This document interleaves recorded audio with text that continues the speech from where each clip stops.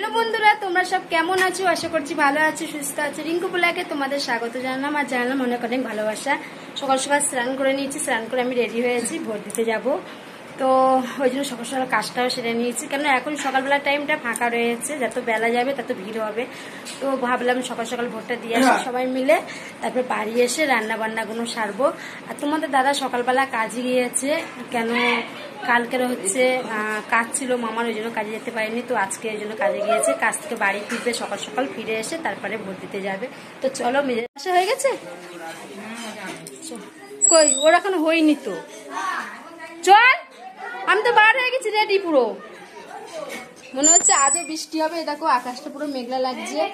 এই যে মেজে যা রেডি হয়ে গেছে, আর ছোট যা কোনো রেডি হয়নি। বলেছে কি পড়াবে,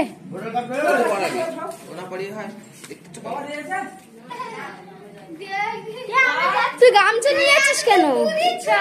তো দেখো সবাই, তো বন্ধুরা এখন টাইম হচ্ছে 1:30 আর আমি রান্নাঘরে রান্না করছি।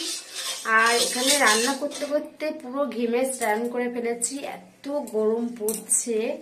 এ কদিনই বৃষ্টি হলো, কিন্তু প্রচন্ড পরিমাণে গরম পড়ছে, গরমটা কাটছে না, জানো তো। তা যাই হোক, আর বেশি কিছু রান্না করতে বাকি নেই, ডালটা হয়ে গেছে।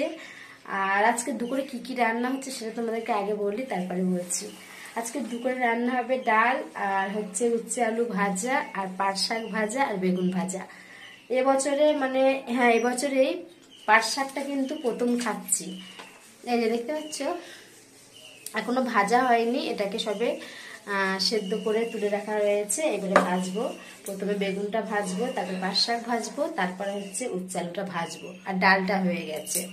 তো এবছরে হচ্ছে পাট শাকটা প্রথম খাচ্ছি, মা মাঠে গিয়েছিল, তো সবার জন্য অল্প অল্প করে পাট শাক তুলে নিয়ে এসছে। তো ডালের উপরে শাক ভাজা, বেগুন ভাজা, উচ্ছে আলু ভাজাটা খেতে বেশ ভালোই লাগবে। তো আমরা বিকেলবেলা একটু বার হলাম আজকে, জানো তো, ফাঁকায় অনেকটা দরকার রয়েছে, সে দরকারগুলো তোমাদেরকে বলবো, তোমরা দেখতে থাকো ভিডিওটা, তাহলেই দেখতে পাবে।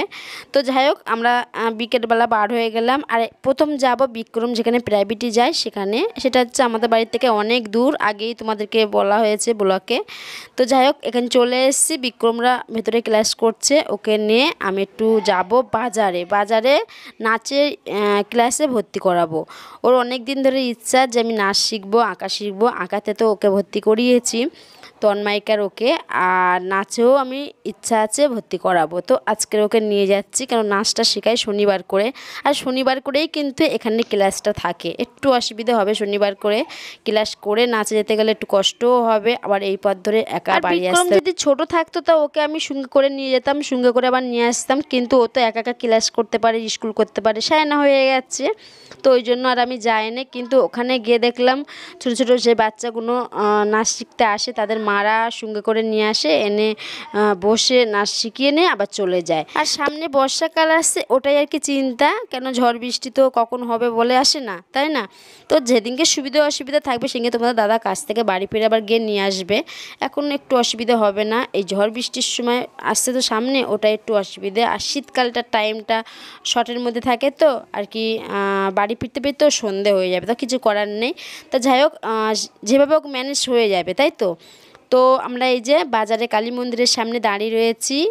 এখানে হচ্ছে যে দিদির মেয়ে নাচ শেখে, সেই দিদি আসবে, কেন প্রথম নাচের ক্লাসে ভর্তি করাবো। তো এই দিদির মেয়ে অনেকদিন ধরে নাচ শেখে, ওই জন্য দিদির সঙ্গে আর কি যাচ্ছি। তো এখানে এসে আমি আর বিক্রম বসে রয়েছি, তোমাদের দাদা আর দিদির হচ্ছে স্বামী ফাঁকার দিকে ঘুরে বেড়াচ্ছে। তো এখানে দেখতে পাচ্ছ ছোটো ছোটো বাচ্চারা নাচ করছে। এখানে কিন্তু আরও আছে, সেগুলো হচ্ছে সাইডে বসে রয়েছে, আর বাচ্চার মাগুলো সাইডে বসে রয়েছে। তো বিক্রম এটা প্রথম দিন আসলো, একটু দেখলো, শুনলো, বুঝলো। তারপরে এবার দিন ক্লাসটা পড়েছে রবিবার দিন, তো এবার রবিবার দিন থেকে ও একাই আসবে। তো যাই হোক, ওখানে কিছুক্ষণ না, পুরো ক্লাসটা হচ্ছিল, তৎক্ষণই আমি আর বিক্রম ওখানে বসেছিলাম। তারপর বিক্রমকে বললো যে একটু তুমি দেখিয়ে দাও কীরকম নাচ করো। বিক্রম একটু দেখিয়ে দিল, তো বললো খুবই ভালো হয়েছে, তুমি পারবে।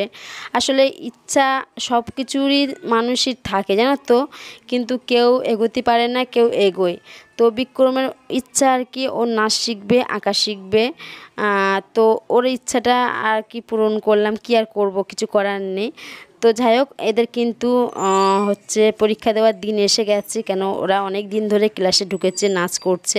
তো বিক্রমের এখন এই পরীক্ষা দেওয়ার দিনটা হবে না। তো যাই হোক, চলে এসেছি তারপর বাড়িতে এসে এত গরম লাগছে, সবাইকে বললাম ডাইনিং রুমে চলে আয়, সবাই চলে এসছে, ফ্যানটা ছেড়ে দিয়েছে আর তার সাথে কিন্তু টিভিটাও ছেড়ে দিয়েছে। কিন্তু টিভিতে তোমাদের দাদা খেলা দেখছে, তাও এখনকার খেলা না, অনেক দিনেরকার খেলা এটুকু দেখাচ্ছে, সেটাই দেখছে।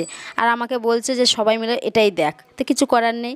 তো ভাবলাম বসে বসে একটুকুনি লেবু জল খাওয়া হোক, কেন এত গরম পড়ছে, লেবু জলটা খেলে খুবই উপকার।